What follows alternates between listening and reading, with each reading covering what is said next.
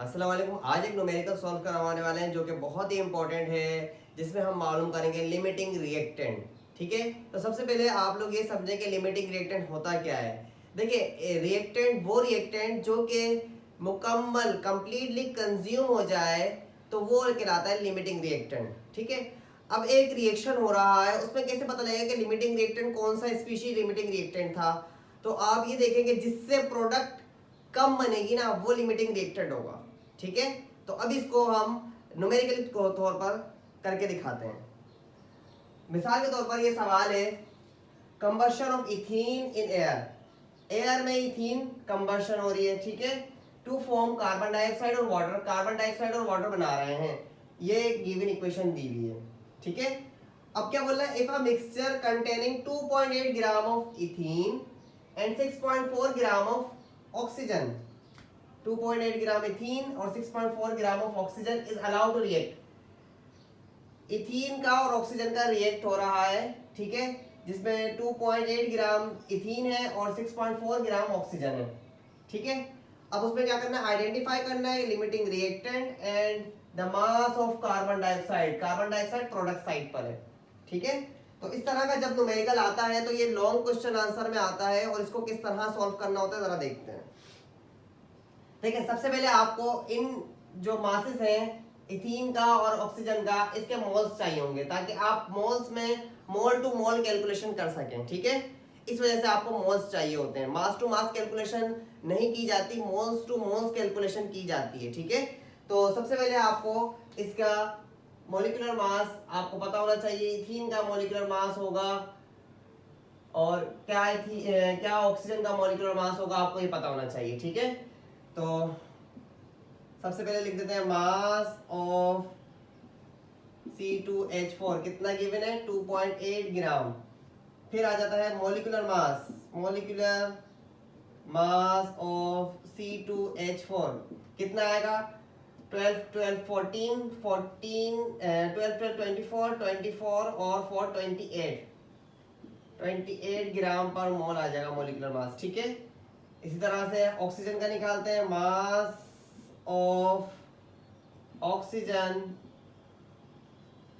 6.4 ग्राम given है और molecular mass of oxygen 32 ग्राम पर मोल निकलेगा, क्योंकि 16 16 32 सही है। हमें मालूम करना है लिमिटिंग रिएक्टेंट। तो लिमिटिंग रिएक्टेंट के लिए हमें सबसे पहले इनके मोल्स मालूम होने चाहिए। तो मोल्स मालूम होने के लिए हम सबसे पहले निकालते हैं इथीन के मोल्स, फिर निकालेंगे ऑक्सीजन के मोल। ठीक है, तो moles of C2H4 is equal to molecular mass 2.8 divided by molecular mass 28, तो ये निकल जाएंगे 0.1 मोल। ठीक है, अब निकालते हैं हम moles of oxygen. Moles of oxygen 6.4 divided by 32 is equal to 0.2 mole. ठीक है, अब हमारे पास इन दो के मोल्स आ गए। सही है, अब हम क्या करेंगे, सबसे पहले आप मोल कंपैरिजन करके हम ये निकालेंगे कि क्या चीज खत्म हो गई थी जिसकी वजह से जो है वो प्रोडक्ट आगे नहीं बढ़ पाई या और ज्यादा नहीं प्रोड्यूस हो पाई। ठीक है, तो मोल कैलकुलेशन किस तरह निकालते हैं, अब आप देखें मोल कंपैरिजन। तो सबसे पहले करेंगे मोल कंपैरिजन इथीन का और कार्बन डाइऑक्साइड का, फिर मोल कंपैरिजन ऑक्सीजन का और कार्बन डाइऑक्साइड का। वाटर का इस वजह से नहीं कर रहे क्योंकि वाटर का हमें मास डिटरमाइन नहीं करना, कार्बन डाइऑक्साइड का मास डिटरमाइन करना है, तो हम कार्बन डाइऑक्साइड को ही लेंगे, वाटर को नहीं लेंगे। ठीक है, तो मोल कंपैरिजन करते हैं, mole comparison between C2H4 and carbon dioxide. ठीक है, किस तरह करा जाता है मोल कंपैरिजन, आप ये देखें कि बैलेंस इक्वेशन के थ्रू करा जाता है मोल कंपैरिजन। अब यहाँ पर कोई मोल नहीं है तो इसका मतलब 1 मोल होगा। ठीक है, और यहाँ पर 2 मोल लिखा हुआ है तो इसका मतलब ये 2 मोल है। तो आप ये देख सकते हैं कि 1 मोल ऑफ C2H4 gives कितने मोल दे रहा है? 2 मोल ऑफ कार्बन डाइऑक्साइड। ठीक है, 1 मोल C2H4 का 2 मोल कार्बन डाइऑक्साइड देता है। ठीक है, तो हमारे पास जो मोल्स हमने मिक्सचर में सॉल्यूशन के लिए डाले थे, कंबशन के लिए डाले थे मिक्सचर के अंदर, वो कितना डाला था? 0.1 मोल ऑफ इथीन। ठीक है, तो 0.1 मोल कितने देगा? 0.1 mole of C2H4 gives 2 multiplied by 0.1 mole of carbon dioxide, तो ये हो जाएगा 0.2 मोल ऑफ कार्बन डाइऑक्साइड। ठीक है, अब इसी तरीके से हम मोल कंपैरिजन करेंगे ऑक्सीजन और कार्बन डाइऑक्साइड के दरमियान। ठीक है, तो लिख देते हैं जरा, mole comparison between oxygen and carbon dioxide. अब ऑक्सीजन के देखिए 3 mole of oxygen gives 2 mole of carbon dioxide. अब 1 मोल ऑफ ऑक्सीजन कितना देगा? 1 मोल ऑफ ऑक्सीजन, तो ये 3 है, ये डिवाइड में आ जाएगा, gives 2 divided by 3 mole of carbon dioxide देंगे। ठीक है, लेकिन हमारे पास हमने जो मिक्सर में डाला था वो कितना डाला था oxygen? 0.2 mole.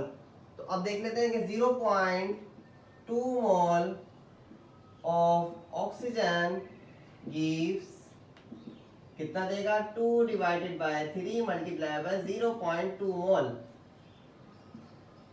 Of carbon dioxide. ठीक है, तो इसका आंसर आता है 0.133 मोल ऑफ कार्बन डाइऑक्साइड। अब आप देख सकते हैं कि अगर हम ऑक्सीजन और कार्बन डाइऑक्साइड की मोल कंपैरिजन करते हैं तो उससे 0.133 मोल ऑफ कार्बन डाइऑक्साइड बनते हैं। लेकिन जब हम बात करते हैं इथीन से, तो इथीन जो है वो, इथीन और कार्बन डाइऑक्साइड का कंपैरिजन जब हम करते हैं तो इथीन से 0.2 मोल ऑफ कार्बन डाइऑक्साइड बनते हैं। तो ज्यादा किससे बनते हैं? ज्यादा बनते हैं इथीन से। इसका मतलब ये लिमिटिंग रिएक्टेंट नहीं हो सकता। ठीक है, तो इसके लिए एक जुमला लिखा जाता है कि production of carbon dioxide is less, ठीक है, बाय ऑक्सीजन। ऑक्सीजन जो है वो प्रोडक्शन कार्बन डाइऑक्साइड की कम दे रहा है मोल कंपैरिजन के थ्रू। ठीक है, तो इसका मतलब so oxygen is limiting reactant. इससे जो पता लग गया हमें कि लिमिटिंग रिएक्टेंट ये ऑक्सीजन है। ठीक है, अच्छा अब हम बात करते हैं कि क्योंकि हमारे पास लिमिटिंग रिएक्टेंट आ चुका है कि ऑक्सीजन लिमिटिंग रिएक्टेंट है, अब हम जो है वो मास ऑफ कार्बन डाइऑक्साइड निकालेंगे। अब मास ऑफ कार्बन डाइऑक्साइड के लिए मोल्स हमारे पास 2 जगह निकले हुए हैं, एक जगह ये निकले हुए हैं और एक जगह ये निकले हुए हैं। तो आपको क्या लगता है कि कौन से मोल्स बने होंगे?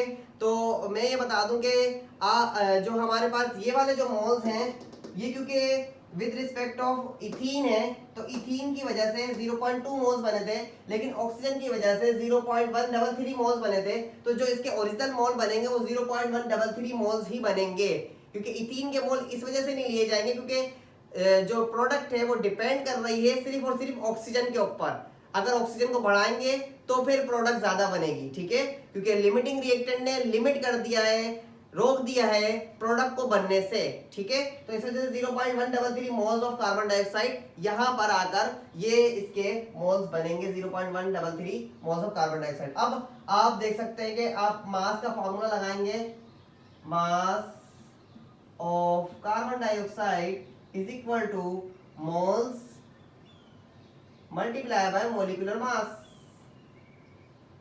ठीक है, तो मोल्स कितने हैं? 0.133 मल्टीप्लाई बाय मोलिकुलर मास आता है कार्बन डाइऑक्साइड का 44, ये आ गया 5.852 ग्राम ऑफ कार्बन डाइऑक्साइड। बहुत आसान सा न्यूमेरिकल था, यह आप लोगों के लॉन्ग क्वेश्चन आंसर में आता है, तो ध्यान से जरा देखिएगा इस न्यूमेरिकल को। और इसी तरीके के 3-4 न्यूमेरिकल्स और हैं जो कि हम इसी चैनल पर करवाएंगे। तो वीडियो में बने रहिएगा, चैनल को सब्सक्राइब कीजिएगा, वीडियो को लाइक कीजिएगा। मिलते हैं अगली वीडियो में, जब तक के लिए अल्लाह हाफिज़।